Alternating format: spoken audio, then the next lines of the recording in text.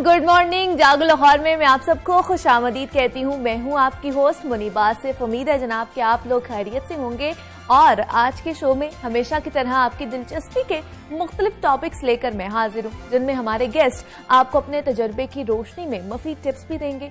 आजकल हर दूसरे इंसान का एक ही मसला है कि वो अपने बढ़ते हुए वजन से परेशान है। वजन बढ़ने के दो फैक्टर्स हैं, एक तो जरूरत से ज्यादा हमारी खुराक, दूसरा मुनासिब नींद ना लेना है। मैं कल ही एक रिसर्च पढ़ी थी और आज आपके साथ शेयर भी करूंगी कि सिर्फ नींद पूरी ना होने से हम ना सिर्फ वजन बढ़ने के मसले से दो चार होते हैं, बल्कि ऐसी कई बीमारियों के लिए भी रास्ता खोल देते हैं जो हमारे लिए जानलेवा भी साबित हो सकती है। तो जनाब, नींद पूरी जरूर किया करें और अगर आपको गहरी नींद नहीं आती तो सोने से कम 1 घंटा पहले टीवी स्क्रीन या अपना जो मोबाइल फोन है ना उसको दूर कर दें। फिर देखिएगा आपको कितनी अच्छी नींद आती है और ये टिप जरूर आजमा कर देखिएगा। वजन कम करने की जब भी बात होती है तो कहवे की बात जरूर होती है और लोग हर खाने के बाद कहवा पीकर समझ बैठते हैं कि अब ना तो इसे किसी एक्सरसाइज की जरूरत है और ना ही खाने की मिकदार कम करने की। तो जनाब, कहवा बेशक एक मुफीद शय है, लेकिन जब तक इसका इस्तेमाल समझदारी के साथ नहीं करेंगे ये आपका वजन तो क्या कम नहीं करेगा, उल्टा तेजाबियत का मसला पैदा कर देगा। इसी हवाले से आपने एक लतीफा भी जरूरी सुना होगा कि अगर ग्रीन टी पीकर वजन कम करना है तो इसके लिए पहले पहाड़ चढ़े, चाय की पत्ती तोड़े और फिर लाकर बनाए तो हमारा वजन कम होगा।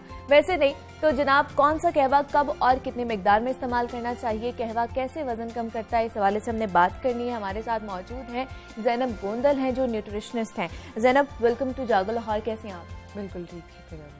ज़ैनब, हम देखते हैं कि कहवा हमारी एक जिंदगी का कह लें कि लाजमी जुज़ भी बन गया है कि खाने के बाद हम लोगों ने कहवा पीना ही है और एक ये आजमूदा नुस्खा भी है कि वो जो है ना कम भी करता है वजन। किस तरह कम करता है वजन, ये हमें बताइए। कहवा जैसे अभी अपने स्टार्ट में खुद ही कहा कि अगर आप ग्रीन टी खुद पहाड़ों से तोड़ के लाएंगे तो वो वाकई वेट लॉस करेगी। अच्छा। लेकिन अगर आप ये कहें कि आप बेड पे लेटे रहें खाना खाने के बाद और वो वजन कम कर दे तो ये पॉसिबल नहीं होगा। अच्छा। ये एक मिथ है जिसको हमें जो है वो फॉर ग्रांटेड ही ले लेना चाहिए, क्योंकि वो कभी भी सच नहीं हो सकती।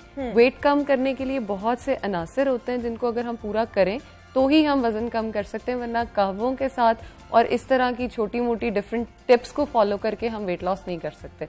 उसके लिए हमें एक प्रॉपर प्लान की जरूरत होती है।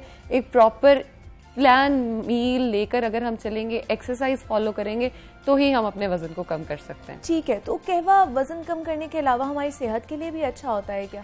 कहवा जो है वो हमारी सेहत के लिए अच्छा होता है क्योंकि हमारी बॉडी में जो एंटीऑक्सीडेंट्स प्रोड्यूस हो रहे होते हैं ये उसको कम करता है। अच्छा। एंटीऑक्सीडेंट्स बेसिकली कैंसर की तरफ प्रोवोक करते हैं हमारी बॉडी को।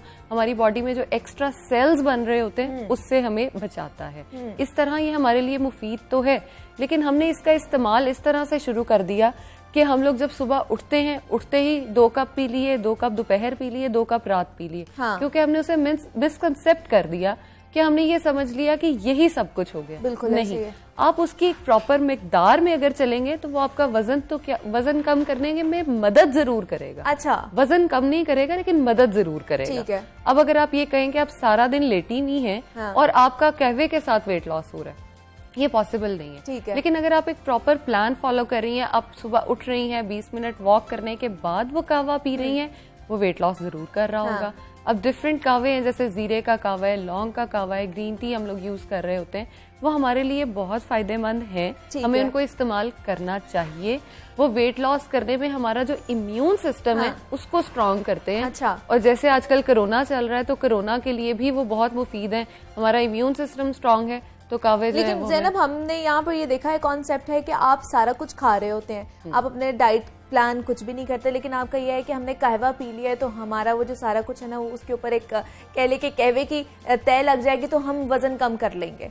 नहीं, ये पॉसिबल ही नहीं है। आपको साथ फिजिकल एक्टिविटी करनी पड़ेगी, आपको खुद को तकलीफ देनी पड़ेगी। अच्छा। अगर आपको कुछ हासिल करना है, हम ये नहीं कहते अगर हमने लाइफ में कुछ भी अचीव करना हो, हमें उसके लिए प्रोग्रेस करनी पड़ती है, उस तक जाना पड़ता है उस गोल को अचीव करने के लिए।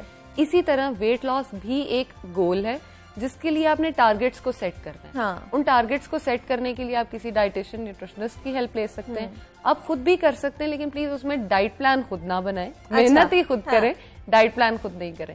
अब बहुत सारे लोग जो मेरे पास आते हैं उनको ये होता है कि शायद मैंने उनकी जगह पे वेट लॉस करना है, अच्छा। या मुझे उनकी जगह पे मेहनत करनी है। वो ये भूल जाते हैं कि मेहनत उन्होंने करनी है, हाँ। मैंने तो सिर्फ गाइडलाइन देनी है। बिल्कुल ऐसे ही है। अब बहुत सारे वाकई लोग ऐसे होते हैं जो ये सोच के आते हैं कि आप डॉक्टर साहिबा 2-3 कावे मुझे दे दें, हाँ। जो मैं पीऊं, सुबह मैं उठूं और मेरा 10 मैं किलो पतली वजन हो कम जाऊं, हुआ, हाँ। 10 किलो कम हुआ। अच्छा। दे आर नॉट ड्रीमिंग कि 1 किलो 2 किलो 10 किलो वजन कम हुआ, एक ही रात में 10 किलो कम एक ही हो रात में गया। 10 किलो कम तो फिर उनको कन्विंस करना कितना मुश्किल होता है? कन्विंस करना मुश्किल होता है, लेकिन जब आप कन्विंस कर लेती हूँ मैं उनको, तो उसके बाद वो इस बात पे एग्री कर रहे होते हैं कि जो मैंने उनको कहा है वो ठीक कहा है। अच्छा, और जिस तरह आप ज़ैनब बता भी रही हैं कि मुख्तलिफ कहवे हम लोग यूज़ भी करते हैं। सबसे पहले तो हमारे जब कहवे की बात आती है तो हमारे दिमाग में आता है ग्रीन टी, और ग्रीन टी के अलावा हम लोग देखते हैं कि बगैर दूध के भी पत्ती में जो पानी डाल के कहवा एक बनता है, वो भी क्या हमारी सेहत के लिए अच्छा है, मददगार साबित हो सकता है? बेसिकली हम लोग करते क्या है, जो हमारा दिल करता है हम उसको अपनी मर्जी से तोड़ लेते हैं। लाइक अच्छा। रेसिपीज जो हैं वो हम खुद डेवलप करते हैं, उसके बाद लोगों को रिकमेंड भी कर रहे होते हैं, ठीक है, विदाउट नोइंग कि उसके क्या साइड इफेक्ट्स होंगे, उसके क्या हार्मफुल इफेक्ट्स जो है वो अगले इंसान पे आ रहे होंगे। अच्छा। अब बहुत सारे लोगों में जिनमें एक्नी का मसला आ रहा हाँ। होता है, वो इसी वजह से आ रहा होता है कि उन लोगों ने इतना ज्यादा अपनी स्किन को पतला कर लिया होता है कि अब वो इफेक्ट जो है वो उनकी स्किन पर आ रहा होता है। ओके। अब बहुत सारे लोग, जैसे आपने पत्ती की बात की, वो कहवा पीते हैं, कॉफी को लाइक जो हॉट कॉफी या ब्लैक कॉफी आप उसको कहते हैं, उसका इस्तेमाल कर रहे होते हैं। उससे सिर्फ आपकी जो स्किन की निचली तय होती है वो खत्म हो जाती है। अच्छा। हमें ये नजर आ रहा होता है कि मेरा इससे वेट लॉस हो रहा है। हाँ। वेट लॉस होता है, बिल्कुल होता है, लेकिन एक कुछ एक्सटेंट तक होता है। हम असल वही बात है, हम एक्सेस कर देते हैं हर चीज बिल्कुल की। ऐसे ही है। सुबह से शाम तक हम उस चीज को लेके हाँ। चलते रहते हैं। वो एक स्टोरी है ना, टर्टल और रैबिट वाली, हाँ। Slow and steady wins the race. हाँ। हम वो भूल जाते हैं कि रैबिट फास्ट तो होता है अपना गोल अचीव करने के, लेकिन पहुंचता वो कभी भी नहीं है। बिल्कुल ऐसे ही है। टर्टल स्लो आता है लेकिन अपने आप को अचीव कर लेता है, हाँ। अपने गोल्स को। हाँ। इसी तरह अगर हम अपने आप को टर्टल की तरह स्लोली लेकर चलेंगे तो हम अपने गोल्स को अचीव कर लेंगे। तो किस तरह के मतलब कौन कौन से कहवे जो हैं वो हम इस्तेमाल कर सकते हैं, और कितनी मिकदार होनी चाहिए उन कहवों की? पहली बात, जब कहवा इस्तेमाल करें तो कप भरकर मत लें, या मग्स में अच्छा। उसको मत पिए। ठीक है। उसका जो एक नॉर्मल हमारा कप होता है उसको हाफ कप मैक्सिमम लें एक टाइम पे। ओके। जैसे आपने नाश्ते से पहले आप उठे, हाँ। उठते ही आपने कहवा ले लिया। कहवे के साथ जो है या तो ड्राई फ्रूट्स का इस्तेमाल करें, ठीक है। या सीड्स का इस्तेमाल करें, जिसमें फ्लैक्स सीड्स आते हैं, पेठे के सीड्स आते हैं, कद्दू के बीज होते हैं। जो बीज हैं ये हमारे लिए बहुत अहम है। हम उनके अफादियत या उनके फायदे जो होते हैं वो हम भूल जाते हैं कि वो हमारे जिस्म में किस तरह से फायदा दे रहे हैं। बिल्कुल। जब हम सुबह उठते एक प्रॉपर डाइट के साथ लेंगे अपने कहवे को, तो वो हमारे लिए मददगार होगा, वजन भी कम करेगा। अच्छा। क्योंकि हमारा जिस्म जब सुबह उठता है तो वो बिल्कुल ऐसे होता है, ड्रेन हुई हुई है हमारी बॉडी, Exactly. एनर्जी उसमें बिल्कुल नहीं है। हाँ। अब आपने उसमें एनर्जी पुट अप करनी है। अब ये आपकी मर्जी है कि आप एनर्जी किस तरह से उसमें भरते हैं। लाइक आपने अपनी बॉडी को यहाँ से यहाँ लेके जाना है, you have to give a boost. तो उस बूस्ट को आप किस तरह से लेके जा रहे हैं वो आपकी मर्जी है। बिल्कुल ऐसे आप ही। उसको अच्छे तरीके से ले जाएं, आप उसको फ्राइड चीजों से ले जाएं, वो आपकी अपनी मर्जी है। ठीक है। इसी तरह कहवा जो है उसका एक हाफ कप आपने मॉर्निंग में इस्तेमाल कर लिया। अब रात के टाइम पे जब आपने खाना खा लिया, कोशिश ये किया करें कि रात का खाना टाइम से खाएं, ताकि जो है वो आप जल्दी जो है आपका मेटाबॉलिज्म जो है वो स्लो होने से पहले आप अपना खाना डाइजेस्ट कर चुके हैं। उसके बाद आप कहवा पिएं, लेकिन वही बात, हाफ कप या उससे भी कम कोशिश करें। और कहवे को बनाते सार नहीं पीते। अच्छा। कहवे को रख कर ठंडा करते हैं। उसका जब एक कह लें कि सख्ती जो होती है कहवे की वो खत्म हो जाए, ठीक है, उसके बाद उसको पिए। मतलब नीम गरम पिए, गरम गरम कहवा ना पिए। नहीं, गरम गरम ना पिए। दूसरा अच्छा। मिसकंसेप्शन कहवे में ये होता है, हमने उसमें शहद जरूर ऐड करना होता है। बिल्कुल ऐसे ही है। और जब शहद गरम चीज में ऐड होता है तो शहद अपनी जो प्रॉपर्टीज होता है उसको लूज कर देता है। अब वो हमारे लिए बजाय के फायदेमंद हो, वो हमारे लिए नुकसानदेह हो जाता है। इसलिए हमें चाहिए कि जब हमने कहवे को ठंडा कर लिया, वो हो गया ठंडा, अब उसमें शहद का इस्तेमाल आप करें, लेकिन है। आधी चम्मच जो लाइक हाफ टी स्पून है वो इस्तेमाल करें। ठीक है। और बहुत से लोग कहवे के साथ गुड़ भी खा लेते हैं, वो भी ठीक है हमारे लिए? गुड़ आप इस्तेमाल करें। गुड़ के आपकी हमारी जिंदगी में मुख्तलिफ फायदे हैं, नुकसानात नहीं है सारे, लेकिन अब गुड़ वही बात है, कहाँ से बना हुआ आ रहा है, उसका ओरिजिन क्या है, या पीछे से वो किस तरह मैन्युफैक्चर होके हम तक आया, वो डिपेंड कर रहा है। अच्छा, वो बात अगर करेंगे तो वो बड़ी लंबी चली जाएगी, लेकिन आप गुड़ का इस्तेमाल करें, उसकी क्वांटिटी को कम रखें। अगर आपने करना ही है, मीठा पसंद है, आप खजूर का इस्तेमाल करें। खजूर एक नेचुरल चीज है जिसको आपको बॉडी को एक अच्छा इफेक्ट देगी। आपकी बॉडी की जो क्रेविंग्स होती है मीठे की, कि कई लोगों को आदत होती है कि हमने खाना खाने के फौरन बाद मीठा जरूर खाना। बिल्कुल ऐसे आप एक खजूर ले लेंगे तो वो मीठे की जो क्रेविंग है वो खत्म हो जाएगी। ठीक है, ठीक है। उसके बाद आप कहवा भी पिए। कहवा भी पी लें तो वो आपकी जो एक माइंडसेट बना हुआ है कि वजन कम करना है वो भी हो जाएगा। लेकिन बहुत से लोग ज़ैनब ये भी कहते हैं कि जो सुबह उठते सार कहवा नहीं पीना चाहिए, वो आपकी सेहत के लिए या आपकी बॉडी के लिए नुकसानदेह साबित हो सकता है। ये हकीकत है इसमें या नहीं? नुकसानदेह साबित नहीं है। नुकसानदेह इसलिए नहीं है क्योंकि जब आप उठते ही कहवा पीते हैं तो वो आपकी बॉडी में जाके जो एक्ट करता है, अब वही बात है, ये पर्सन टू पर्सन वेरी करता है। हो सकता है वो आपके लिए फायदेमंद हो, मेरे लिए नुकसानदेह हो। इसलिए हमें पहले अपने न्यूट्रिशनिस्ट को या डाइटिशियन को कंसल्ट करना चाहिए। अच्छा। उसके बाद उन चीजों का इस्तेमाल करना चाहिए, ना कि कोई भी रेसिपी देखी उसको खुद पे ट्राई करना। बिल्कुल ऐसे ही है। अब नुकसानात में उसके ये नुकसान आता है कि जब आपने उठते ही उसको कंज्यूम किया, आपकी बॉडी जो थी वो खाली थी। हो सकता है आपने रात को खाना जो खाया वो बहुत कैलोरी डेंस था। अच्छा। बहुत ज्यादा उसमें कैलोरीज थी, क्योंकि यूजुअली हम जो रात का खाना खाते हैं वो भारी खाते हैं। बिल्कुल ऐसे ज्यादा खाना हम पसंद करते हैं बाहर से भी। और वो हमारे लिए नुकसानदेह होना शुरू हो जाता है। इसलिए जो ये कंसेप्शन है कि आप कहवा बहुत ज्यादा पिए, आपने अगर अपनी बॉडी को डिटॉक्स ही करना है तो आप फ्रेश जूसेस का इस्तेमाल करें।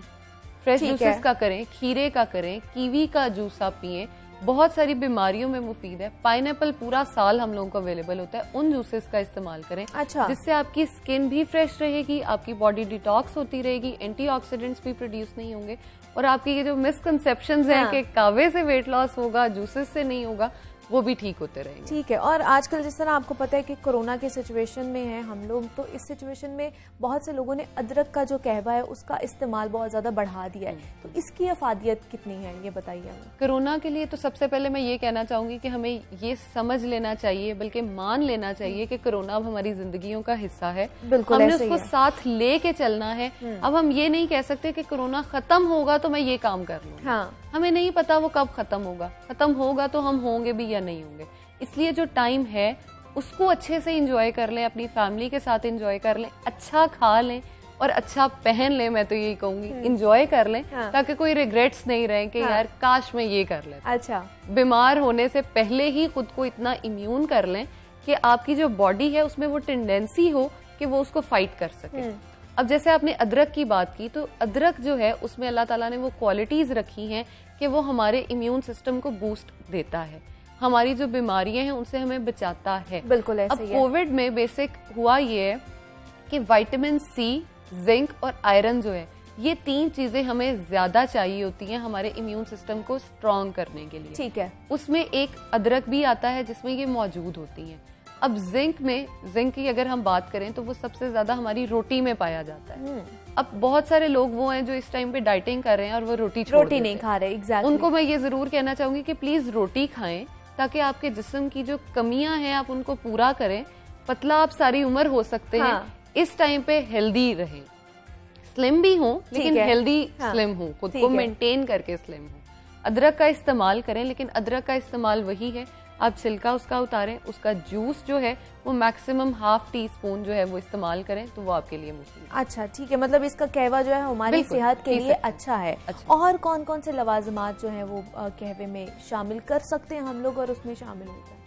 अब जीरे का कहवा पिए। जीरे को रात को अगर हम भिगो के रख दें, सुबह उठ के हम उसको पानी में बॉईल करें, तो वो हमारा बहुत अच्छा कहवा बन जाता है, जो हमारे लिए हेल्दी है, जो हमारे गट को स्ट्रॉन्ग करता है। उसके अब कहवे की ये बात मैं जरूर यहाँ मेंशन करना चाहूंगी कि कहवे में ये खसूसियत जरूर होती है कि हम कहवा पीने के बाद जो खाना खाते हैं वो उसको उसको डाइजेस्ट जल्दी कर देता है। अच्छा। मतलब हजम करता है जल्दी। हमारा जो निजाम हाजमा है उसको तेज कर देता है, हमारे जिस्म से उसको निकालने में हेल्प करता है। ठीक है। इसलिए हम कह सकते हैं कि हाँ वो वेट लॉस करता है। अच्छा। कुछ मिकदार जो उसकी है वो पार्ट लेती है वेट लॉस में भी।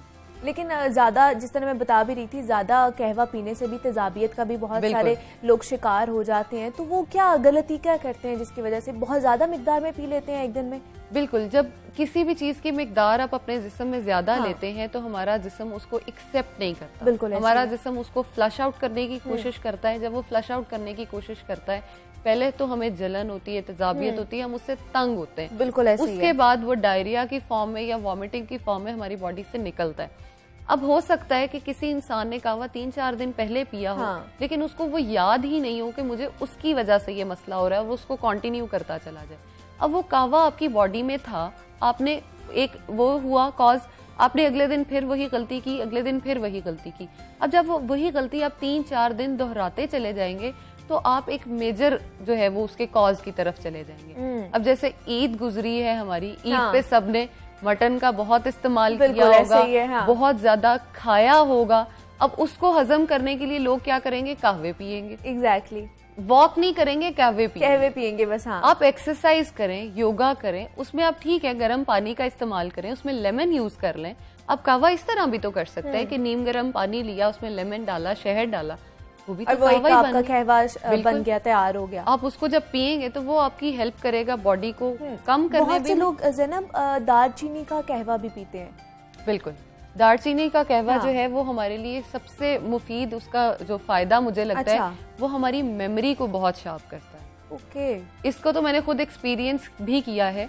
मुझे लगता था कि मेरी मेमोरी जो है वो बहुत शॉर्ट टर्म होती जा रही है। ठीक है। मैंने ऑलमोस्ट 1.5 वीक दालचीनी का डेली इस्तेमाल किया, तो मुझे लगा कि मेरी मेमोरी में वाकई बहुत सारी दालचीनी के कहवे का आपने इस्तेमाल किया? दालचीनी इस तरह से उसका कहवे का एक तरीका है। हाँ, ठीक है। पानी को आप बॉईल कर लें, 1 कप में दालचीनी का एक वो जो स्टिक होता है वो डाल दें, उसके ऊपर से गर्म पानी पोर करें और उसको ऊपर से कवर कर दें। ठीक। दालचीनी को कभी भी बॉईल नहीं करते, बॉईल करते हैं तो जो उसके ऑयल्स और फ्लेवोनॉइड्स होते हैं वो उड़ जाते हैं, जो हमारे लिए बेनिफिशियल होते हैं। ठीक है। जब वो उड़ जाते हैं तो वो हमारे लिए किसी काम का नहीं, वो सिर्फ एक कलरफुल पानी होता है, आप वो पी सकते हैं। लेकिन जब आप उसको कवर करके रखते हैं वो सारे उस पानी में शामिल हो जाते हैं, जितने फायदे उसके दालचीनी के हैं। जब आप उन ऑयल्स को और फ्लेवोनॉइड्स को कंज्यूम करते हैं, आपके बॉडी के अंदर जाते हैं, तो वो आपको बेनिफिट्स देते हैं। वो आपका डाइजेशन सिस्टम भी इम्प्रूव करते हैं, जैसे मैंने कहा मेमोरी को बूस्ट करते हैं, और आपकी बॉडी को एक कह लें स्ट्रेंथ देते हैं, आपकी स्किन को भी फ्रेश करती है। अच्छा, बिल्कुल। मतलब ये तो आपने खुद एक्सपीरियंस भी किया हुआ और आप अपना एक्सपीरियंस बता रहे हैं, तो मेरे ख्याल से हम सभी इसी को जरूर फॉलो करेंगे। ज़ैनब गोंदल हमारे साथ मौजूद थी, न्यूट्रिशनिस्ट हैं। ज़ैनब, बहुत शुक्रिया आपका कि आपने हमें वक्त दिया और आप यहाँ पर आई हैं। और आपसे भी जनाब यही दरख्वास्त है कि कहवे पिए, लेकिन ज्यादा मिकदार में ना पिए, क्योंकि इसके भी नुकसान बहुत से हो सकते हैं और इसके एडवांटेजेस भी हैं, डिसएडवांटेजेस भी हैं, जो ज़ैनब ने हमें बता दी है। यहाँ वक्त एक छोटी सी ब्रेक का, मिलते हैं इस ब्रेक के बाद।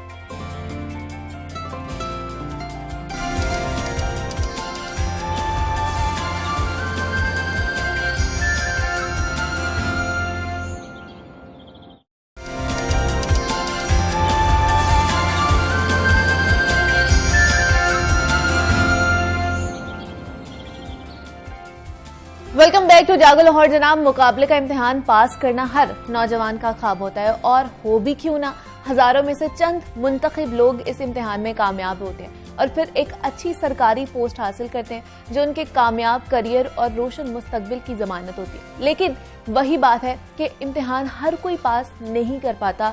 ख्वाब बहुत से लोगों के होते हैं, लेकिन ताबीर कुछ को ही मिलती है। आज हम आपकी मुलाकात जिस मेहमान से करवाने जा रहे हैं, वो इस लिहाज से खुश नसीब हैं कि उन्होंने मुकाबले के 2 बड़े इम्तिहान CSS और PMS में हिस्सा लिया, और वो दोनों में ही अच्छी पोजीशन के साथ कामयाब रहे। PMS में 2018 में उनकी पंजाब में 17वीं पोजीशन थी, जबकि CSS में 2020 में उनकी 88वीं पोजीशन रही। उन्होंने ये मार्का कैसे सरअंजाम दिया, क्या ये इत्तेफाक था या उनकी बेबहा मेहनत? आइए उन्हीं की जबानी सुनते हैं। हमारे साथ मौजूद हैं अलमास सबी साकिब हैं। अलमास, मैं आपको खुश आमदीद कहती हूँ जागो लाहौर में। कैसे हैं आप? थैंक यू सो मच, मैं अल्हम्दुलिल्लाह ठीक ठाक। अलमास, यहाँ लोग सोचते हैं एक इम्तिहान देते हुए उनके ऊपर इतना प्रेशर होता है, आपने 2 पास कर लिए हैं। हमारे साथ शेयर करें वो कहानी आपकी, किस तरह आपने किया और कितनी मेहनत लगी इसमें? मेहनत तो बाहर कैफ आपको हर इम्तिहान में करनी पड़ती है, चाहे वो यूनिवर्सिटी का कोई इम्तिहान हो या मुकाबले का कोई इम्तिहान हो। मुकाबले के इम्तिहान में थोड़ा सा एक एडिशनल फैक्टर ये बन जाता है कि मुकाबले के इम्तिहान के अंदर चूंकि लोग बहुत ज़्यादा शामिल होते हैं, एक तो पहली वजह ये है। बिल्कुल। दूसरी वजह ये है कि उसके अंदर लोगों के स्टेक्स कुछ ज़्यादा हाई हो जाते हैं। अच्छा। उसके अंदर सोशल प्रेशर भी होता है, पीयर प्रेशर भी होता है, एक कंपेटिटिव फिजा उस वजह से जो बन जाती है। लोग उस वजह से थोड़ा साइकोलॉजिकली भी बर्डन्ड फील करते हैं, उस वजह से वो थोड़ा आपको ज़्यादा मुश्किल लगना शुरू हो जाता है। ठीक है। लेकिन असल में जब इस इम्तिहान को हम उसकी डायसेक्शन करें तो ये कोई उतना मुश्किल इम्तिहान नहीं है जितना ज्यादा लोगों ने इसका हवा बनाया हुआ है। अच्छा। वो मेरे जैसे लोग जब पास हो जाते हैं तो उसके बाद अमूमी तौर पर वो ये क्या करते हैं कि सोशल मीडिया पर आते हैं और लोगों को लार्जर देन लाइफ कैरेक्टर बन के बनाने की या वो पेश होने की कोशिश करते हैं, जबकि ऐसा हकीकत में ऐसा नहीं है। अच्छा, मतलब आप कह रहे हैं कि ये मुश्किल नहीं है? कोई इतना मुश्किल इम्तिहान नहीं है, क्योंकि मेरा ये मानना है कि इसके अंदर आपको कॉमन सेंस चाहिए। अच्छा। वैसे ही बिल्कुल जैसे आप इंटरमीडिएट के अंदर इम्तिहान पास करते हुए उसको अप्लाई करते हैं, वैसे ही जिस तरह आप यूनिवर्सिटीज में अपने सेमेस्टर सिस्टम के अंदर अपने एग्जाम्स को देते हुए। लेकिन अलमास, हम देखते हैं कि जिस तरह आप कह रहे हैं कि ये इतना मुश्किल नहीं है, हम लाखों की तादाद में, हजारों की तादाद में बच्चे इसमें अपीयर होते हैं, लेकिन 2 से 3% ही पास होते हैं। तो फिर क्या हम 16 साल की एजुकेशन के बाद हम ये लोग इसका इम्तिहान देने जाते हैं, तो फिर कहाँ पे हम लैग कर रहे होते हैं? हमें पढ़ाया नहीं सही जा रहा होता? नहीं, इस पे मेरा थोड़ा सा इख्तिलाफ है। अच्छा। पढ़ाने का भी एक पहलू दुरुस्त है, क्योंकि यूनिवर्सिटीज़ के अंदर जो हमारी तालीम है उसका भी कोई बहुत अच्छा मयार नहीं है। एंड उसके अंदर मैं माजरत के साथ, चाहे वो लम्स हो, चाहे वो गवर्नमेंट कॉलेज हो, चाहे वो FC हो, जो हमारे रिनाउंड इदारे हैं, उनका 19-20 के फ़र्क के साथ तकरीबन सेम ही एकेडमिक माहौल चल रहा होता है, लर्निंग का प्रोसेस चल रहा होता है। ठीक है। अब जहाँ तक रही बात कि इस मुकाबले के इम्तिहान में इतने कम लोग क्यों पास होते हैं, क्या उसकी वजह ये तो नहीं कि वो नालायक हैं? इसका जवाब है कि नहीं। मैंने बहुत से हमसे ज़्यादा अहल और लायक लोग जो हैं उनको फेल होते हुए देखा है। अच्छा। हमारा सिस्टम भी असल में बहुत ज़्यादा मसाइल का शिकार है, जो कि FPSC अपना तरीका इम्तिहान रखता है। ठीक है। उसके अंदर भी कोई बहुत लॉजिकल सवाल नहीं पूछे जाते, कोई बहुत एनालिटिकल सवाल नहीं पूछे जाते कि आप उसकी बिना पर बच्चों को सिर्फ और सिर्फ कसूरवार ठहराना शुरू कर दें कि जनाब बच्चे जो हैं वो अपने पूरे जो फारिग तहसील है यूनिवर्सिटीज़ से, वो को बहुत अच्छी तालीम हासिल करके नहीं आए। ये दोनों तरफ का एक मामला है। अच्छा। स्टूडेंट्स का भी कुछ इसके अंदर रोल है, और कुछ जो है वो FPSC का अपना भी रोल है, और कुछ यूनिवर्सिटीज़ का भी रोल है। तो कुल मिला के एक ओवरऑल जो सिस्टम क्रिएट हुआ है उसकी वजह से एक अनप्रेडिक्टेबिलिटी भी आती है। आपको नहीं पता होता कि आप अच्छा परफॉर्म करके आ भी गए हैं तो उसके बावजूद आप पास होंगे या फेल होंगे, आप उसको जज नहीं कर सकते। ठीक है। It totally depends on the unpredictable elements जो कि इस सिस्टम के अंदर मौजूद है। अच्छा, ठीक है। तो आप इसमें हमारे जो अकेडमियाँ हैं उसका कितना रोल है? आपने अकेडमी ज्वाइन की थी जब आप इसकी तैयारी कर रहे थे? मैंने, चूंकि मेरा सफ़र मैंने जो था 2013 के अंदर मैं गवर्नमेंट कॉलेज से पास आउट हुआ, तो जिस तरह होता है कि हर फारिग तहसील शख्स या जो भी पास आउट होता है अपनी यूनिवर्सिटी से, तो उसके बाद वो पहला काम यही करता है, खुसूसन गवर्नमेंट कॉलेज के बच्चे उस ज़माने में यही काम करते थे कि CSS PMS की तैयारी करते थे। ठीक है। तैयारी तो मैंने शुरू कर दी थी, 2014 के अंदर अटेम्प्ट भी दे दी थी, और 2014 की अटेम्प्ट के वक्त मैंने कुछ जो अकेडमीज़ थी उनकी जाके उसके अंदर जाके काम करने, यानी वहाँ पे पढ़ने की कोशिश की थी। ठीक है। लेकिन वो मेरे लिए एक बड़ा मायूस कुन जो तजर्बा था। अच्छा। उसके बाद खुद से लगे रहे, कुछ इंडिविजुअल मेंटोर्स के पास जाते तजुर्बा उसमें यह है कि अमूमी तौर पर इमेज कुछ और होता है अकेडमीज का। अच्छा। जब बच्चे वहाँ पे जाके पढ़ते हैं तो वहाँ पे मामलात कुछ और होते हैं, वो कोई इतना लर्निंग एक्सपीरियंस नहीं होता। और मेरा मानना यह है कि अगर तो आपको चलो कोई इंडिविजुअल मेंटोर अच्छा मिल जाए तो ठीक है, वो आपको एक इन्फॉर्मेशन देता है, आपको तरीका इम्तिहान बता देता है, लेकिन एकेडमीज़ को इतना सर पर सवार नहीं करना चाहिए बच्चों को कि आपकी जो है वो सक्सेस के लिए वाहिद यही एक चीज़ है जो कि आपको CSS PMS पास करवा सकती है।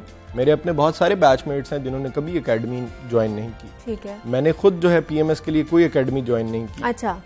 CSS के लिए मैंने सच कोई एकेडमी ज्वाइन नहीं की। तो इसलिए ये कोई ऐसा हार्ड एंड फास्ट रूल नहीं है, लेकिन एट द सेम टाइम कुछ बच्चे हैं जिन्होंने एकेडमीज के अंदर जाके ही पोजीशन हासिल की है। So it totally depends, it depends on the करता है कि आप कितना उससे सीख रहे हैं या खुद से कितना सीख सकते हैं। और इसमें एक ये भी बहुत ज्यादा कंसर्न किया जाता है कि सब्जेक्ट्स कौन कौन से चूज करने चाहिए मुकाबले के इम्तिहान में, और जिसमें हम जल्दी पास हो जाते हैं या फिर हमारे मार्क्स ज्यादा आ जाए। तो आपने कौन कौन से सब्जेक्ट्स जो हैं वो चूज किए थे? मैंने असल में चूज़ किए थे चूँकि पॉलिटिकल साइंस मेरा अपना बैकग्राउंड था गवर्नमेंट कॉलेज का, तो पॉलिटिकल साइंस को चूँकि मैं पढ़ा भी रहा था, तो पॉलिटिकल साइंस एक तो मैंने जो था वो चूज़ किया। दूसरा जो था वो जेंडर स्टडीज़ था, तीसरा इंटरनेशनल लॉ था, फिर उसके बाद पंजाबी था, फिर उसके बाद यूनाइटेड स्टेट्स हिस्ट्री यानी अमेरिकन हिस्ट्री थी। अच्छा, ठीक है। ये मेरे सब्जेक्ट्स थे उसके। ये आपके सब्जेक्ट्स थे। और अगर जो देख रहे हैं हमारे, उनको क्या कहेंगे, मतलब जिन्होंने आगे तैयारी करनी है वो कौन कौन से सब्जेक्ट्स जो है वो चूज कर सकते हैं? अच्छा, इसके हवाले से बहुत से बच्चे मुझसे सवाल पूछते भी हैं सोशल मीडिया पर या वैसे जब पर्सनली मुलाकात भी होती है। तो मेरा इसके अंदर जो ओपिनियन है या जवाब है वो ये है कि एक तो इसमें आपका जो मूड या मिजाज है, अच्छा, वो बहुत ज़्यादा मैटर करता है। आपका एजुकेशनल बैकग्राउंड बहुत ज़्यादा मैटर करता है। ये नहीं हो सकता है कोई ऐसे सब्जेक्ट्स हों जो बहुत मार्क्स देते हों, लेकिन आप उन सब्जेक्ट्स के साथ अपने आप को अडेप्ट ही नहीं कर सकते।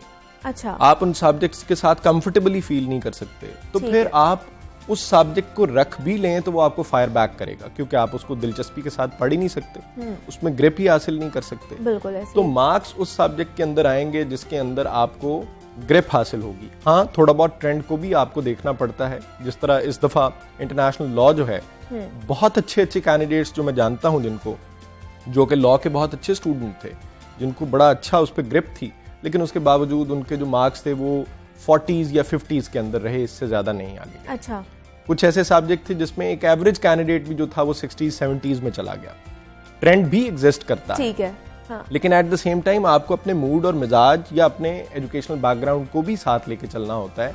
ऐसा सब्जेक्ट आप चूज ना कर बैठें कि जो आपके बिल्कुल ही तबीयत के अगेंस्ट हो और आप कंफर्टेबल फील करें। तो जिस तरह अलमास आप बता भी रहे हैं कि ट्रेंड चेंज होता है, तो ये ट्रेंड ऊपर नीचे क्यों होता है? मतलब कोई पॉलिसी नहीं है या वो एग्जामिनर चेंज होता है, इस वजह से होता है ये ट्रेंड चेंज?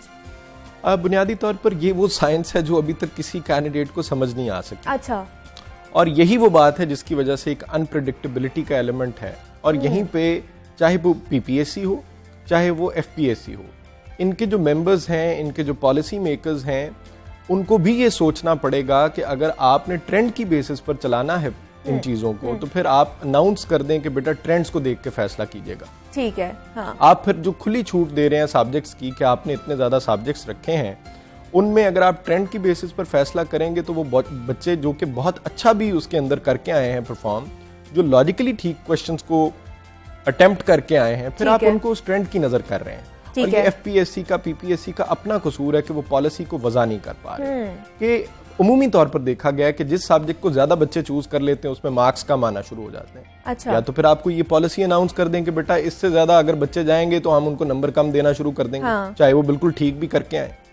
ये अलमिया है इस सिस्टम का, जिसकी वजह से बहुत से बच्चे इसकी भेंट चढ़ जाते हैं। ठीक है। बहुत से लायक, बहुत से अच्छे बच्चे जो इसलिए तो हमारी जो रेशो है कामयाबी की वो 2 से 3% ही है। बिल्कुल, इससे ऊपर जा ही नहीं रही। बिल्कुल दुरुस्त बात है। अब जब मीडिया पर इस चीज की डिस्कशंस होती हैं तो एफपीएससी की तरफ से एक स्टेटमेंट आती है या पीपीएससी की तरफ से एक स्टेटमेंट आती है कि जनाब बच्चे अच्छे नहीं हैं, यूनिवर्सिटीज अपना रोल परफॉर्म करने में नाकाम रही हैं, बच्चे क्वेश्चंस को समझ नहीं पाए।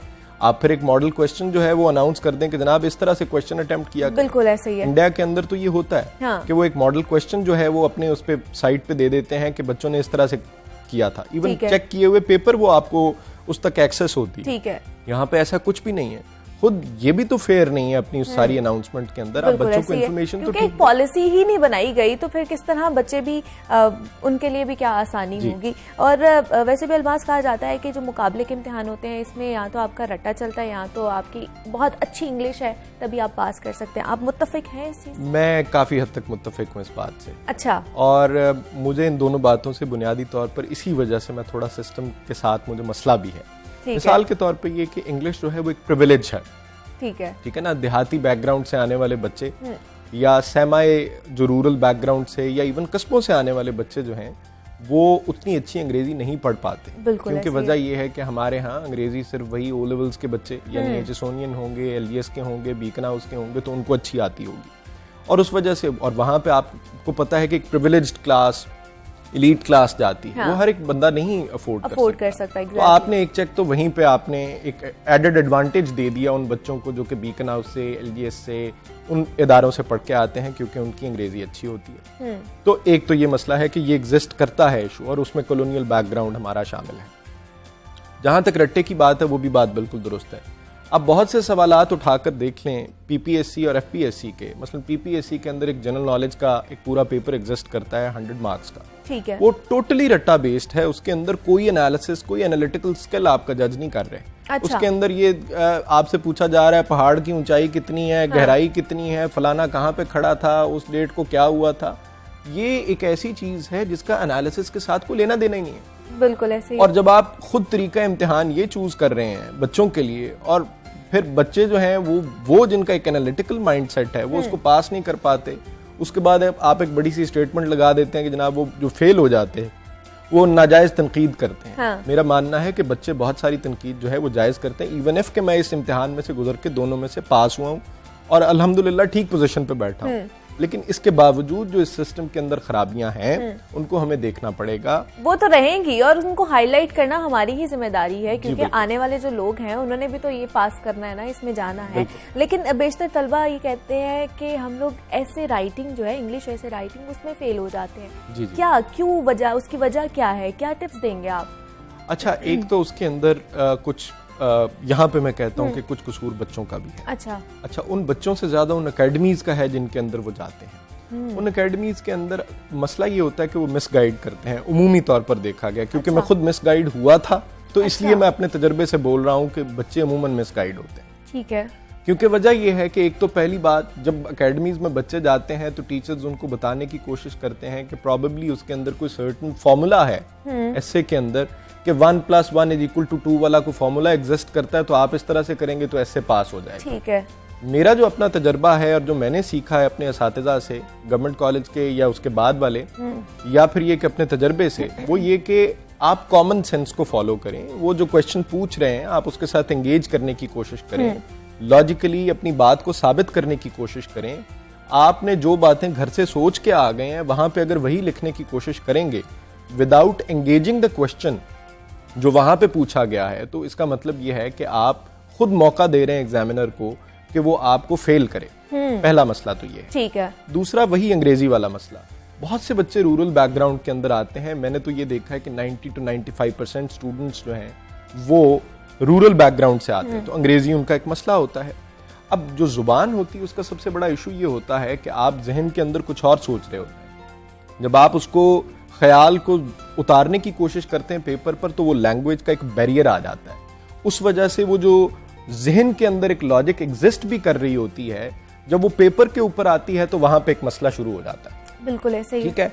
अब होता ये है कि वो बच्चा, उसकी बेस एचएसओनियन बेस नहीं है, एलईएस वाली बेस नहीं है उसकी।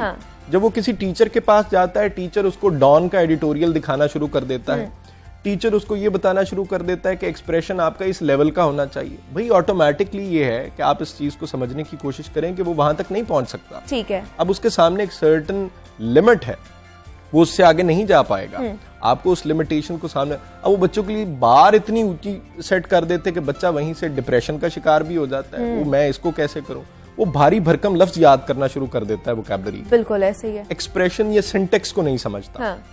जबकि बुनियादी जरूरत, मेरी अंग्रेजी को बहुत अच्छी नहीं है, मैं खुद एक गवर्नमेंट स्कूल से पढ़ा हुआ हूँ, गवर्नमेंट हाई स्कूल नंबर 1 हवेली लखा से। अब मसला ये है कि आप अंग्रेजी की बार को उनके लिए वहां तक रखें जितनी उनकी एक्सेस है, यानी अंग्रेजी ठीक होनी चाहिए और समझ आने वाली होनी चाहिए। That's it. इससे आगे की मैंने ये देखा है कि CSS PMS के अंदर जरूरत नहीं है। लेकिन क्या अलमास, अगर हमारा निजाम तालीम एक जैसा हो जाए तो हम क्या इसमें कामयाब हो सकते हैं?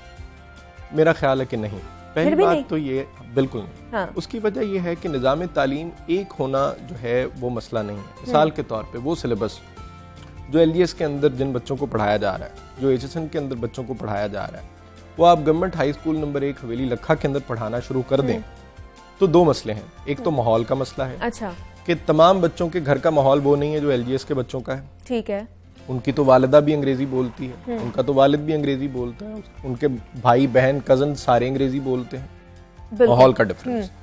दूसरा मसला ये है कि पढ़ाने वाले वो वहां पे कुछ और तरह से उस चीज को पढ़ाएंगे, वो यहाँ पे कुछ और तरह से यानी वो चीजों को पढ़ाएंगे। यानी हमें तो अभी तक याद है कि हमारे तो अंग्रेजी के उस्ताद डेंजरस को भी डेंगरस पढ़ाया करते थे। अच्छा। तो आप उस चीज को वहां पे इस तरह ले भी जाएंगे तो कोई इतना बड़ा फर्क नहीं पड़ने वाला। और तीसरा मेरा ये मानना है कि ये जो नेशनल करिकुलम वाली डिबेट है, ये थोड़ी सी और एंगल पे चली गई है। आपको देखना ये है कि बच्चों को लॉजिक कैसे सिखाई जाए, मंतक कैसे सिखाई जाए, बजाय ये कि सिर्फ आप सिंगल करिकुलम के ऊपर उस चीज़ का फोकस करें। एलिटिज्म खत्म नहीं होने वाली उससे। ठीक है। और अलमास, जिस तरह आपने दोनों इम्तिहान, जो बड़े मुश्किल इम्तिहान है, दोनों ही पास किए हैं, तो हम ये जानना चाह रहे हैं कि जो इम्तिहान के लेवल है, इनमें फ़र्क क्या है? इन दोनों के इम्तिहान में कौन सा ज़्यादा मुश्किल है? थैंक यू सो मच, आपने ये सवाल पूछा। हाँ। क्योंकि ये एक ऐसा सवाल है जो कि लोग अमूमन मुझसे वैसे भी पूछते हैं। हाँ। मसला ये है कि ये दोनों कम्पिटिटिव एग्जाम है। बिल्कुल। और यहाँ पे अब चूंकि मैंने ये दोनों इम्तिहान पास कर लिए, तो ये मैं कह सकता हूँ इस तजुर्बे के साथ कि पीएमएस मुझे ज़्यादा चैलेंजिंग लगा।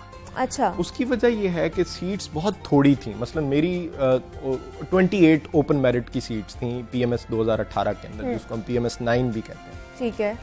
अब बच्चे जो हैं वो बहुत ज़्यादा होते हैं, 8-10 हज़ार तो उसमें भी होते हैं।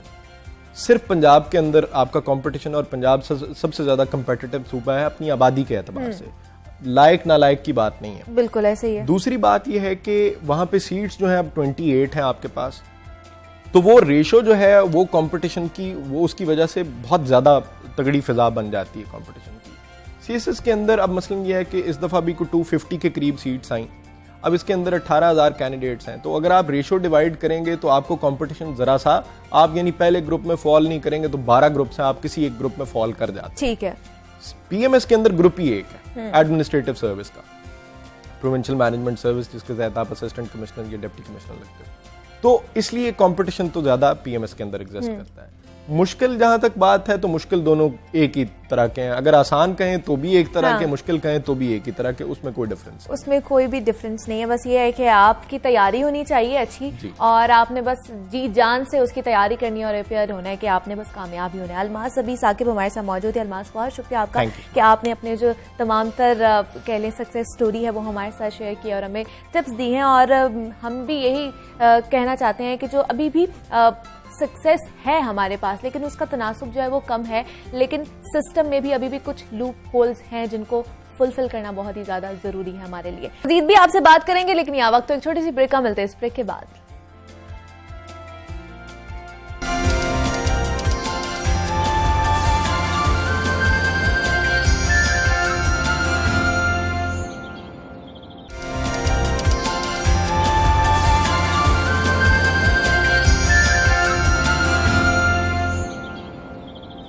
ब्रेक के बाद खुशामदीद। और अब कुछ बात कर लेते हैं कोरोना की, और कोरोना की जानलेवा वबा के खिलाफ हम लोग कोशिशें तो बहुत कर रहे हैं, लेकिन ये कोशिशें तब बावर साबित होंगी जब हम ये कोशिशें यकजा होकर करेंगे। और यकजा होकर ये कोशिशें तब हो सकती हैं जब हम SOPs पर अमल दरामद करेंगे। लेकिन देखने में ये आ रहा है कि जहां लोगों को पता होता है कि अब वो कानून नाफिज करने वाले इदारों की गिरफ्त में नहीं आएंगे, साथ ही उनके मास्क गायब हो जाते हैं और वो कोरोना SOPs को भी हवा में उड़ा देते हैं। जिला इंतजामिया रोजाना की बुनियाद पर ऐसे अफराद के खिलाफ कार्रवाई भी कर रही है, उन पर मुकदमात भी किए जा रहे हैं, लेकिन लोग सिर्फ डर कर SOPs पर अमल दरामद कर रहे हैं और उस रजाकाराना तरीके से नहीं जिस तरह उन्हें करना चाहिए। यही वजह है कि यहाँ बाकी मुल्क में कोरोना की मुस्बत शरह कम हो रही है, लाहौर में ये कम होने में आ ही नहीं रही। इस हवाले से बात करेंगे प्रोफेसर डॉक्टर जावेद अकरम से, जो वाइस चांसलर है यूनिवर्सिटी ऑफ हेल्थ साइंसेज के, और इसके साथ साथ उनसे एक और अहम बात पर भी गुफ्तगू हमने करनी है कि वो उन्होंने मजलूम फलस्तीनी बहन भाइयों की इमदाद के लिए फलस्तीन जाने का भी ऐलान किया है। इस हवाले से भी उनसे मजीद डिस्कस करेंगे और उन्हें पूछेंगे। सर, मैं आपको वेलकम कहती हूँ जागो लाहौर में। सर, हम देख रहे हैं कि कोरोना केसेस में पाकिस्तान भर में कमी के मुस्बत केसेस आ रहे हैं, लेकिन अगर लाहौर की बात की जाए तो लाहौर में ये कमी देखने में नहीं आ रही। और आपको पता है कि NCOC ने पाबंदियां भी नर्म कर दी हैं, तो क्या इसकी जो शरह है वो दोबारा न बढ़ जाए इसकी वजह से? लाहौर के साथ कराची में भी ये अभी बढ़ रहा है, ऑन द राइज है। आज लाहौर में पॉजिटिविटी रेट 8 से भी तजावज़ कर गया दोबारा। तो देखें, ये तो जो रोलर कोस्टर है ये चलता रहना है। अच्छा। और ये मेरा ख्याल है अगले 5 साल ये रहेगा रोलर कोस्टर, अनफॉर्चुनेटली। तो इसका देखें, 2 चीज़ें हैं। एक तो ऐसी चीज़ है कि मैं और आप और आपके देखने सुनने वाले दुआई कर सकते हैं कि वायरस अपनी साख्त ना बदले। अच्छा। वायरस स्टेबल रहे, क्योंकि वायरस जब अपनी RNA में या अपने स्पाइक प्रोटीन्स में तब्दीली लाती है तो उसका लगाव बहुत बढ़ जाता है, जो कि हुआ है। इस वक्त लाहौर में हमने एक ब्रिटानिया के साथ मिलकर स्टडी किया जिसपे B117 जो म्यूटेशन है वो 80% लोग उससे सफ़र कर रहे हैं। और अल्हम्दुलिल्लाह अभी हमें इंडियन नहीं मिली म्यूटेशन, लेकिन उसका तो कुछ भी नहीं हम कर सकते, वायरस को म्यूटेशन से तो अल्लाह ही रोक सकता है। बिल्कुल ऐसे ही है। लेकिन उसका रद्द अमल ये होना चाहिए कि हमें पता है कि उसका बढ़ाव 3 गुना ज़्यादा हो गया, कि अगर मुझसे खुदा ना खास्ता मेरे से आपको या आपसे मेरे को लगना है, हाँ जी। तो अगर पहले 10 चांस था तो अब वो 3 गुना बढ़ गया, यानी कि 40% हो गया। अच्छा। तो इसका मतलब ये हुआ कि हम जो भी टूटे फूटे SOPs की इम्प्लीमेंट कर रहे थे, मास्क की फॉर्म में, हाथों की सफाई की, हजूम ना करने की, फिजिकल डिस्टेंसिंग की, उनको भी 3 गुना बनाना चाहिए। ठीक है। जाहिर है। तो असल चीज़ ये है कि ओनरशिप जो है ना, अभी तक ठीक है हुकूमत के पास तो है और वो उसका फ़र्ज़ है, वो कोई आसान नहीं है, हुकूमतों का काम है, लेकिन पब्लिक ने ओनरशिप इस बीमारी की बिल्कुल नहीं ली। पब्लिक क्या ज़हनी तौर पे वो अपनी ख्वाहिशात पूरी करना चाहते हैं। अभी तफरीही मुकामात खुले हैं ना, बिल्कुल खुले तो आप हैं। देखिएगा कि वहाँ क्या तूफान बदतमीजी ऐसे ही है, बिल्कुल ऐसे ही है। आपके कैमराज ने दिखाया कि रमज़ान के आखिरी यौमों में क्या हुआ, समोसे पकौड़े के चक्कर में हमने कई जानें ले ली, बिल्कुल ऐसे और ही है। फिर ईद की शॉपिंग में। बिल्कुल तो ये अब लॉकडाउन देखें से ना, पहले। हाँ अब जी। ये जो उस वक्त ट्रांसमिशन हुई है वो अब आपको नजर अभी आएगी, उसके अभी नताइज। आएगी, क्योंकि 10 दिन का है ना, 10 से 12 दिन का इंक्यूबेशन पीरियड। ठीक है। 10-12 दिन बाद अलामात आती हैं, तो वो आएंगी। और मैं समझता हूँ कि अनफॉर्चुनेट चीज़ है जो हमें सही, जब भी हम जाहिर है इस अंधेरी रात थे जिसमें 40 लाख लोग मर चुके हैं दुनिया में, बिल्कुल ऐसे ही है। और पाकिस्तान में भी अनफॉर्चुनेटली बहुत डेथ टॉल हो चुका है, तो हमें इससे छुटकारा, उस उम्मीद की किरण एक इफेक्टिव सेफ वैक्सीनेशन प्रोग्राम है, और वो तब है जब हम कम से कम 80%, 75% आबादी को लगा देंगे, 15.5 करोड़। तो हमारा क्योंकि मुल्क ही अल्हम्दुलिल्लाह इतना बड़ा है आबादी के लिहाज से कि वो टारगेट बहुत मुश्किल है। इजराइल वगैरह इनके लिए तो बहुत आसान था, बिल्कुल ऐसे जो ही उन्होंने हर्ड इम्यूनिटी क्रिएट की, और उन्होंने अब एक ये हुआ कि लोगों को ये परसेप्शन जा रहा है कि देखें इंग्लैंड ने मास्क खत्म कर दिया, उन्होंने चाइना ने मास्क खत्म कर दिया, वो कर चुके हैं हर्ड इम्यूनिटी। हम उसके नजदीक भी नहीं गए, वो वैक्सीनेट कर चुके हैं हर किसी को। दूसरा ये है कि मैं अपने आप को सिर्फ महफूज नहीं बनाता वैक्सीन से, मैं अपने इर्द गिर्द के लोगों को भी बनाता हूँ, क्योंकि मैं ट्रांसमिशन भी रोकता हूँ। बिल्कुल ऐसे और मैं उन लोगों को भी की जान बचाता हूँ जो वैक्सीन नहीं लगाने के काबिल किसी वजह से भी, या वो छोटे बच्चे हैं, हामला खवातीन हैं, या दूध पिलाती माएँ हैं, उनको भी, और कैंसर के मरीज, इनको भी फ़ायदा होगा।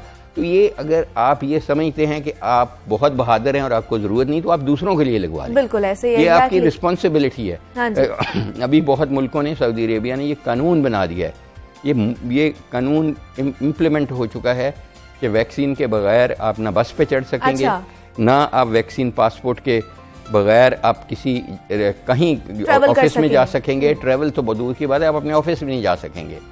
तो हमें यहाँ पर ये लागू नहीं कर देना चाहिए कानून? देखें अभी मेरा नहीं ख्याल कि हम इस काबिल हैं कि करें। अच्छा। वैक्सीन की सप्लाई जब देखें, हमें तो 15.5 करोड़ डोज चाहिए। बिल्कुल ऐसे अभी तो हमारे पास 1 लाख बंदा रोज का अगर लगा रहा है पंजाब, तो ये तो अभी मतलब 7 करोड़ का सूबा है। वो छोटे मुल्क हैं, उनके इतना इशू नहीं है। अच्छा। पाकिस्तान के लिए बहुत चैलेंजिंग है, लेकिन मैं आपको ये बताता चलूँ, चाहे वो हर्ड इम्यूनिटी क्रिएट भी कर लें, वो सेफ नहीं रहेंगे। अच्छा। चाइना भी, क्योंकि वैक्सीन में जो फिलॉसफी है वो ये है, nobody safe unless everybody safe. अच्छा। क्योंकि वो बार बार उनको फिर आउटस्पर्ट होते रहेंगे। चाइना ने तो देखें, चाइना का सबसे अच्छा एग्जाम्पल है कि बीमारी शुरू वहां से हाँ, और खत्म भी उसके बाद उन्होंने खत्म कर चुके हैं। हाँ। हमारे साथ तो क्योंकि चाइनीज ठहरे हुए हैं जो ट्रायल्स कर रहे हैं। हाँ जी। तो वो कर चुके हैं खत्म चाइना में उनको अब कुछ जरूरत नहीं, वो अपने चाइनीज न्यू ईयर पे जब एग्जैक्टली हमने देखा भी वो सारे फेस्टिवल्स उनके उसी तरह हो रहे हैं जी, और बगैर मास्क का, बगैर सब कुछ के, क्योंकि उन्होंने बहुत अच्छी मुवस्सर। देखें फ़र्क ये है कि वो इनका जो भी कानून है ना वो इम्प्लीमेंट होता है, हमारा जो भी कानून है वो इम्प्लीमेंट नहीं होता। और सर जैसे अब हुकूमत ने कारोबार करने की भी इजाजत दे दी है, और क्या आप इसके हक में हैं? क्योंकि आपको लगता है कि लोग SOPs का ख्याल रखेंगे? मेरा नहीं ख्याल रखेंगे। जो हमारी हिस्ट्री है आपको पता है, अनफॉर्चुनेट चीज़ है। हम तो ऐसे हैं जैसे कैद से छुटे हैं, जैसे कोई मुफ्त की चीज़ मिल रही है। बिल्कुल। हम औरतें खासकर नहीं समझती, उनको कोई आइडिया ही नहीं है। जो हमारी औरतें हैं जिनकी एजुकेशन लेवल कम है, जो अंदरूनी शहर इधर उधर से आएंगी, आप देखेंगे कि क्या होगा, ये फिर बढ़ेगी, फिर हुकूमत को लॉकडाउन करना पड़ेगा, फिर ये सीसॉ चलता रहेगा। बिल्कुल ऐसे। इट इज़ अनफॉर्चुनेट कि हमें सस्टेनेबल तरीके से इसको वायरस को रोकना है। हम चाइना का, जैसे मैं कह रहा हूँ, बहुत अच्छा एग्जाम्पल है, हमें उनसे सीखना है। उनके जितना अच्छी रिस्पांस उन्होंने दी, उनका एक डॉक्टर भी नहीं मरा पिछले 2.5 साल में। अच्छा। हाँ, 2 साल में कोई भी नहीं मरा, एक डॉक्टर भी नहीं मरा। देखिए उन्होंने प्रोटेक्शन डॉक्टर्स की इतनी कर दी है कि अब उनको कोई कुर्बानी देने की जरूरत बिल्कुल ऐसे ही। और उनकी लाइफ रिज्यूम हो रही है।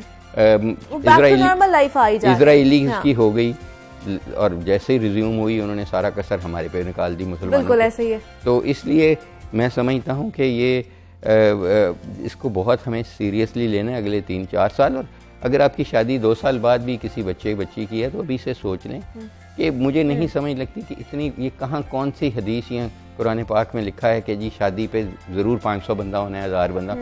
छोटी शादी कर लें, 10-10 बंदे जाएं, 10-10 बंदे मस्जिद में करके आ जाएं, छोटा सा खाना कर लें, क्या फ़र्क पड़ जाएगा। और उस शादी में बहुत बरकत होगी। जिस शादी से किसी की जान नहीं गई, उस शादी में क्या बरकत होगी। वो तो तलाक होने का चांस मेरे ख्याल है 90% बढ़ जाएगा। करना तो अल्लाह ने है ना। बिल्कुल ऐसे ही है। तो फिर अल्लाह को खुश करे, लोगों की जगह जाने बचा। बिल्कुल ऐसे ही। और सर एक और भी इकदाम आपने उठाया है कि आपने फ़लस्तीनी बहन भाइयों के लिए इमदादी टीम एक तैयार की है और आप वहाँ जाना चाह रहे हैं, ऐलान भी किया है, तो इसके हवाले से क्या पेशरफ्त हो रही है? देखें, ये पहली दफ़ा हम फ़लस्तीन नहीं जा रहे, गज़ा। हमारी एक ऑर्गेनाइजेशन है जिसको हम ग्लोबल हीलर्स कहते हैं। अच्छा। हम कश्मीर भी गए थे, मैं खुद भी गया था चकोटी के ज़रिए, और हम पे बहुत बम्बार्डमेंट हुई और बहुत कुछ हुआ। ये पता है आर्मी को, ISI को बहुत रोका गया हमें, लेकिन हम गए। आपके चैनल पे, बाकी चैनलों पे चल रहा था कि मैंने कल UN के जो सेक्रेटरी जनरल है उसको ख़त लिखा है कि वो हमें सेफ़ पैसेज दें। मैंने ये हरगिज़ नहीं लिखा, मैंने लिखा है मुझे पैसेज दें। आई डोंट सेफ़ और अनसेफ आई डोंट केयर। अच्छा। देखिए वो हमारा रिस्क है जब हम जाएंगे। हम क्या करने जा रहे हैं? हम कोई लड़ने नहीं जा रहे, हम उनको कोई आज़ादी दिलाने नहीं जा रहे, ऑल्दो दे डिज़र्व आज़ादी। हम अपने बहन भाई बच्चे जो करा रहे हैं, जो मर रहे हैं, जिनको डॉक्टर नहीं है, जिनको नर्स नहीं है और जिनको दवाइयात नहीं है, हम दवाइयात, सर्जिकल गुड्स ये लेके उनकी मरहम पट्टी करने जा रहे हैं, उनकी जानें बचाने जा रहे हैं। और अगर इसमें हमें कोई नुकसान होता है तो ये अपनी जिम्मेवारी पे जा रहे हैं, उसको UNO को क्या है। बिल्कुल ऐसे ही। और सर अगर बहुत से लोग आपके इस इकदाम में आपका साथ भी देना चाह रहे हैं, बहुत दे रहे हैं, तो वॉलंटियर जो करना चाहते हैं वो क्या कर रहे हैं इस हवाले से? क्या देखिए मुझे तो मैं हैरान हूँ कि इतनी फ़ोन कॉल्स और इतने पैसे आ रहे हैं कि कोई छाबी वाला था मुगलपुरा में, उन्होंने मुझे फ़ोन किया। अच्छा। तो मैं उनके जज्बा समझ रहा हूँ। बहुत सारे अल्हम्दुलिल्लाह अभी भी अगर हम जिंदा हैं ये कौम तो इन्हीं लोगों की वजह से है जिनमें जज्बा है। वो जाना चाहते हैं, मेरे स्टूडेंट्स जाना चाहते हैं, मेरे ज़ाहिर है हमने एक रैशनैलिटी से जाना है, हमने कोई वहाँ सैर करने नहीं जाना, हमने वहाँ इफेक्टिवनेस करने से। इसीलिए मैं मंडे को जा रहा हूँ पैलेस्टाइन एम्बेसडर से मेरी रोज़ बात होती है, इज़ अ वेरी थोड़ा जेंटलमैन। उनसे फिर हम इजिप्शियन एम्बेसडर से मिल रहे हैं, फिर UN हेडक्वार्टर जा रहे हैं इस्लामाबाद में, और ये सारा कुछ हम फॉर्मलाइज कर रहे हैं। लेकिन सबसे पहले हम जा नहीं रहे, सबसे पहले हम उनको पैसे भेज रहे हैं। ठीक है। ये पैलेस्टीनियन रेड क्रॉस को, उनकी हमें पूरी की पूरी आ जाती है, डिटेल्स हैं हमारे पास, वो हम ट्रांसमिट कर रहे हैं। फिर दूसरा हम पैलेस्टीनियन एम्बेसडर को पैसे दे रहे हैं ताकि वो आगे भेज दें उनको। उनकी कई तंजीमें अल खबतूर को उधर के ज़रिए भेज रहे हैं, पैलेस्टीनियन रेड क्रेसेंट को डायरेक्ट भेज रहे हैं। फिर उनका सामान हम इजिप्ट के ज़रिए भेज रहे हैं। ठीक है। जिसमें कंटेनर्स हैं, जिसमें ज़्यादातर व्हील चेयर्स और सर्जिकल गुड्स और एंटीबायोटिक्स बहुत हैं, उनको चाहिए। बच्चों के सर्जन्स बहुत चाहिए। बच्चे इतने साइकोलॉजिकली, मेरी उनसे बात भी हुई, ट्रॉमेटाइज हैं कि आप सोच नहीं सकते, बिकॉज उनको टोटल इनसिक्योरिटी में है। अब देखें ये जो नक्श उनके ज़हनों पे, ये जो वर्स्ट टाइप ऑफ बैरबरिज्म है जो कर रहा है, ये तो उनकी पर्सनैलिटी सत्यानाश कर देगा। बिल्कुल ऐसे ही है। और सर ये जो आप इकदाम उठाने जा रहे हैं, हम सब आपके साथ हैं और दुआ करें कि अल्लाह मियां दिली हमें जो है ना पहुंचाए किसी तरह। इस वक्त एक दुआ करें कि हम उधर पहुंच सकें किसी तरह, इंशाल्लाह। और हम भी यही चाहते हैं, वेल विशेस हमारी आपके साथ है, हम सब आपके साथ हैं आपके इस इक़दाम में। प्रोफेसर जावेद अकरम हमारे साथ मौजूद है, VCI university of health sciences के। सर बहुत शुक्रिया आपका। लेकिन आप लोगों से भी ये दरख्वास्त यही है कि कोरोना भी हमारी ज़िंदगी में है, कोरोना का भी आप लोगों ने ख़ास तौर पर ख्याल रखना। मुझे आपने इजाज़त देने का, कल आपसे दोबारा मुलाकात होगी, तब तक के लिए अल्लाह हाफ़िज़।